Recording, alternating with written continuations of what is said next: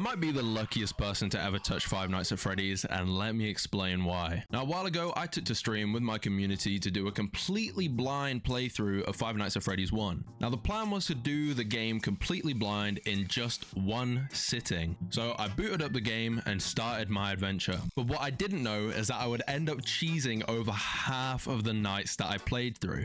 Now, this isn't some glitch or some tech that was employed by myself or suggested by anyone in chat. This just happened by pure coincidence. So assuming you guys know the gameplay loop of Five Nights at Freddy's, you may also know of the power system. The pretty standard understanding is that once the power system hits 0, there's a blackout, and after about 10 to 20 seconds, Freddy Fazbear will jump scare you.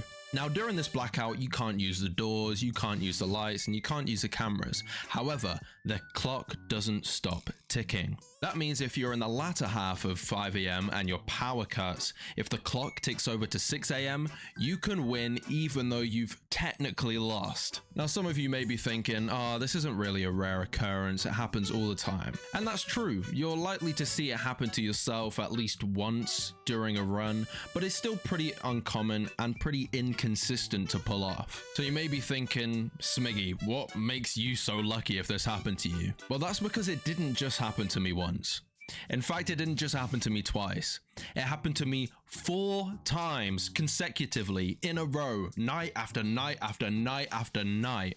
Now, unfortunately, I'm not smart enough to do the calculations on how rare that is, but from my experience being in the community, I haven't seen anyone do that in their first playthrough. However, if you guys would like to look for yourself, the YouTube video will be linked to this short. And I hope you guys have a fantastic rest of your day.